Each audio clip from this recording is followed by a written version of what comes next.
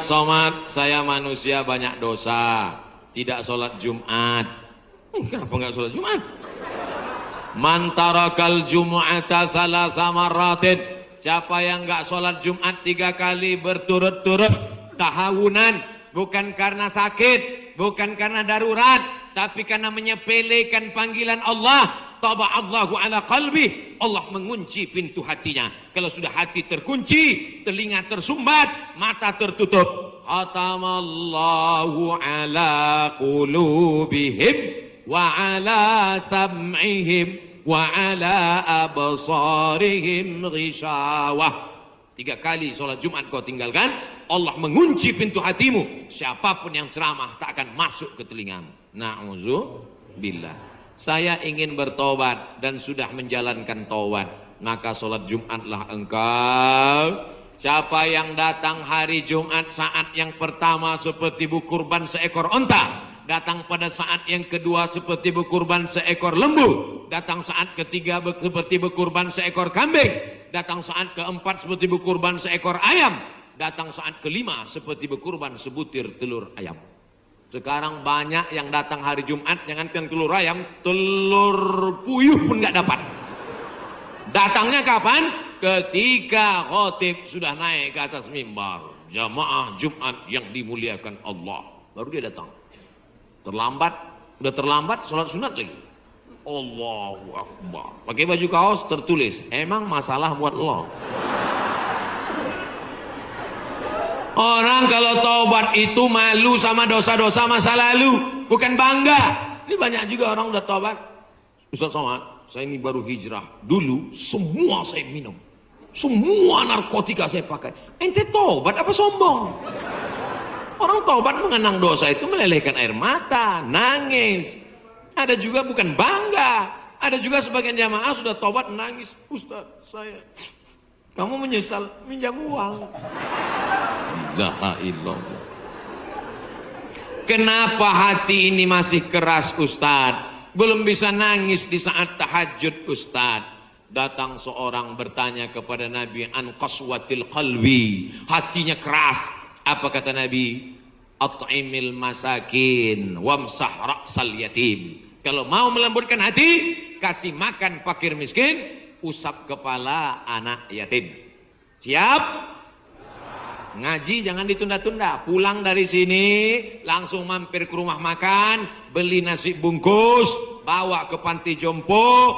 Anak mereka sudah meninggal, hidup sebatang kara, belikan kain sarung, langsung datang. Assalamualaikum Bapak Ketua Panti Jompo. Waalaikumsalam. Berapa semua orang jompo di sini? Ada 100 orang. Saya mau makan siang sama mereka. Semuanya 2 orang aja. Kebetulan kok nasinya cuma 2 kan? Melihat mereka nanti menyuap, menggeletar tangannya memasukkan nasi yang kau masukkan, maka disitulah hatimu akan lunak. Pergi ke rumah anak yatim, tanya, anak yatim sudah berapa bulan gak bayar uang sekolah? Lihat bajunya, dijahit, sobek, rupanya kain sudah lapuk. Kain kelas 1 dipakai kelas 6. Belikan bajunya, senangkan hatinya. Nabi yang mengasih resep ini, an qaswatil qalbi, azab yang paling hebat bukan miskin, azab yang paling dahsyat bukan susah. Azab di atas azab adalah hati yang keras.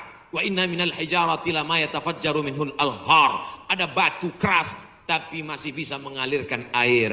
Wa inna minha lama yahbitu min khasyatillah. Ada batu yang keras tapi hancur berkeping ketika takut kepada Allah. Di atas bukit Tursina, saya ketika naik ke atas bukit Tursina di Mesir, tempat Nabi Musa menerima wahyu, itu nampak batu-batu hancur. Kata imam masjid yang ada di atas, inilah batu yang hancur saat takut kepada Allah SWT. Tapi kalau sudah hati menjadi keras, maka tak akan meleleh apa-apa. Kalau ada orang tidak meleleh apa-apa, pelit, medit, bakhil, itu salah satu ciri hati yang keras. Lunakkan hati dengan banyak bersedekah. Saya kalau ikut pengajian, telinga saya tahan. Kalau ikut sholat malam, mata saya tahan. Kalau datang ke masjid, kaki saya tahan. Tapi kalau sudah keluar duit, dompet saya nggak tahan. Banyak orang ketika keluar, alhamdulillah masjid ini adalah wakaf orang-orang baik di Panyawangan, di Jawa Barat. Ternyata orang-orang Sunda, orang-orang Jawa Barat ini berwakafnya tidak tanggung-tanggung, langsung satu masjid. Mudah-mudahan akan banyak wakaf-wakaf yang lain insyaallah. Amin. Sekarang banyak juga orang berwakaf. Ustaz Somad, itu tanah saya wakafkan. Mantap. Begitu diurus di Badan Pertahanan Nasional, rupanya suratnya 5. Kenapa kau wakafkan tanah bermasalah? Karena bermasalah, itulah saya wakafkan Ustaz. Nauzubillah. Kalau hatimu masih keras juga, hadirlah di tempat penguburan jenazah. Berdirilah di tepi kubur tempat jenazah. Kubur, suruh kawan satu nyenggol dari belakang. Masuk kau ke dalam, kau sambut jenazahnya, kau pegang masuk ke lubang, terasa dingin dari bawah, sadarlah bahwa kau juga akan mati masuk ke dalam. Rumahmu yang besar tinggal, istrimu akan nikah dengan brownies. Mobilmu yang mewah akan dijual, suratnya akan berganti di kantor Samsat. Tanahmu akan diganti akte notaris. Kau hanya akan membawa 2-3 helai kain kafan, digulung macam dodol Garut. Apa yang kau bawa mati menghadap Allah Subhanahu wa taala? Ada orang Islam mati bawa seragam, ada. Tadi saya baru dikasih jaket kulit, sayang sekali. Tapi jaket itu pun tinggal kalau kau mati, Abdul Somad. Kenapa nggak dipakai sekarang? Panas. Apa yang kau bawa mati? Kalau pernah kau usap kepala anak yatim, kalau pernah kau infak sedekah untuk masjid, itu yang akan kekal abadi. Yang mewakafkan tanah ini sudah meninggal, tapi terang kuburnya, lapang makamnya insya Allah. Amin. Pikirkan, orang yang cerdas bukan yang IP-nya 4, orang yang cerdas bukan otaknya hebat. Al-Kayyis, orang yang cerdas, mandana nafsahu, mampu menekan hawa nafsunya, wa amila lima ba'dal maut, dia beramal berpikir setelah mati. Ini banyak orang mikirnya setelah pensiun. Saya alhamdulillah Pak Ustaz udah siap nih setelah pensiun nanti. Emangnya yakin malaikat maut datang setelah pensiun?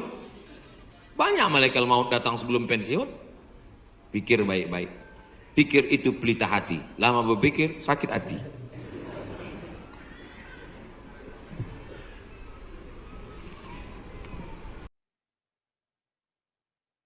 Alhamdulillahirabbil alamin. Semoga tausiah kali ini bermanfaat untuk kita semua dan untuk saya pribadi.